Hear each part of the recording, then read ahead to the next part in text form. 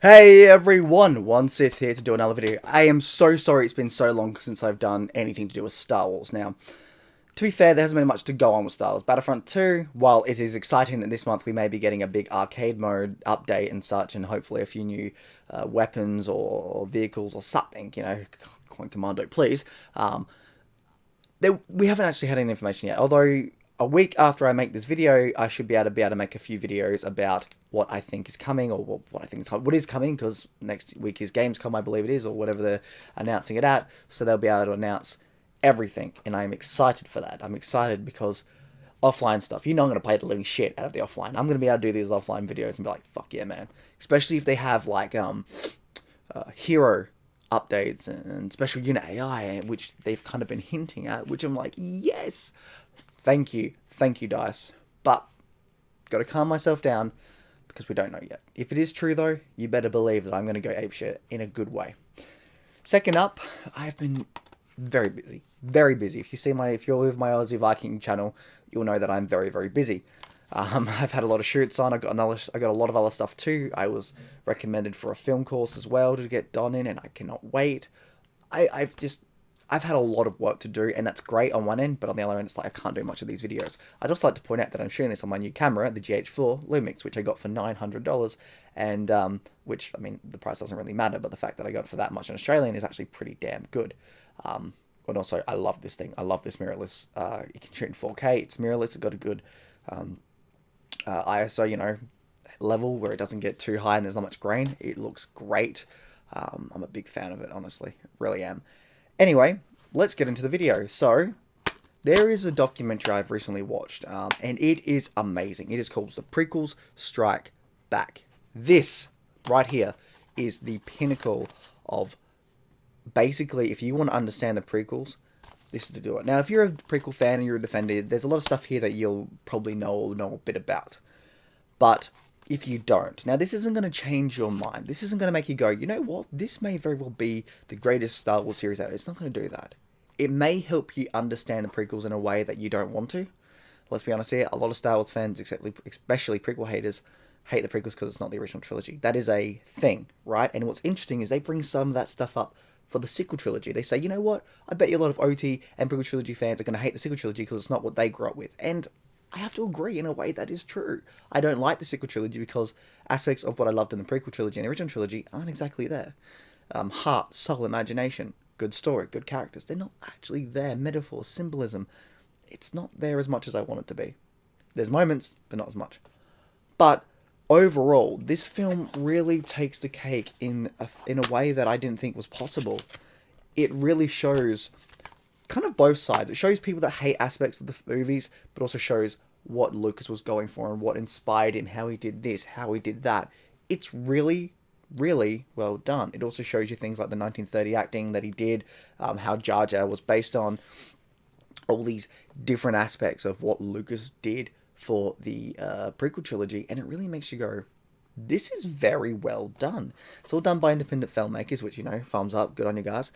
But they do such a great job, and they got to do, like, Kevin Smith, who's got some great interviews on here as well. You get some you get audio commentary, behind the scenes, mini documentary, trailers, bonus, Ministry of Cinema content, you know. You get enough there that make you go, okay, cool, there's a lot of depth here. Unfortunately, I had to get it off Amazon, which probably cost me like $40-50, and because I really wanted to see it.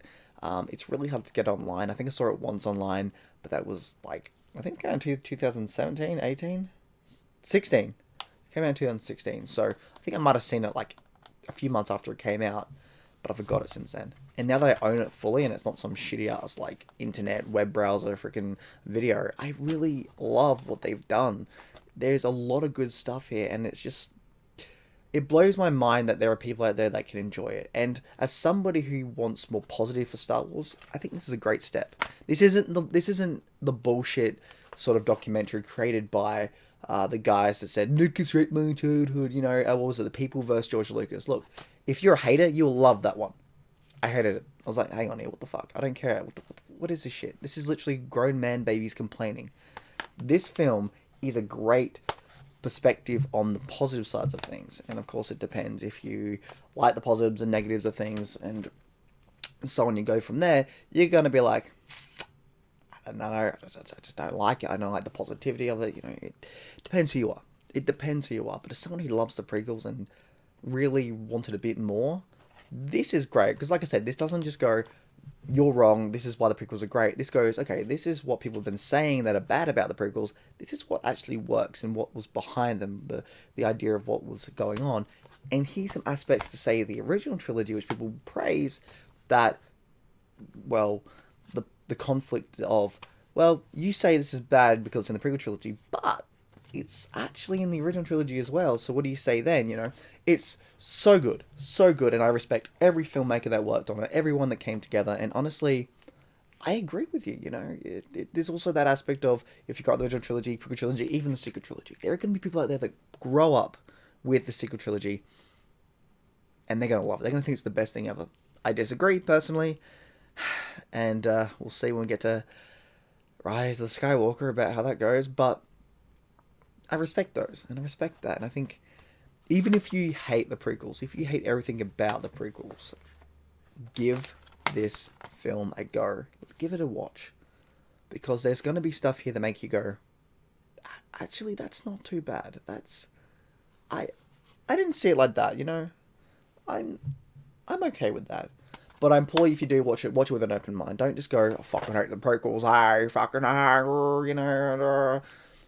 Sit back, plug it in, turn it on, and then just go to yourself and say, okay, open mind. How does this work?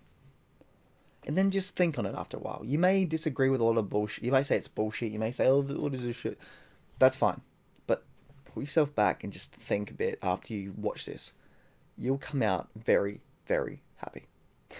Anyway, that is the one Sith out. This was kind of like a quick little video to say, please watch this documentary. If you can't get it online or buy it online, Amazon has it. You can get it from America. It does cost a bit more, although if you get like on a sale where it's like percentage off and you get free shipping anywhere in the world, it does even out pretty well.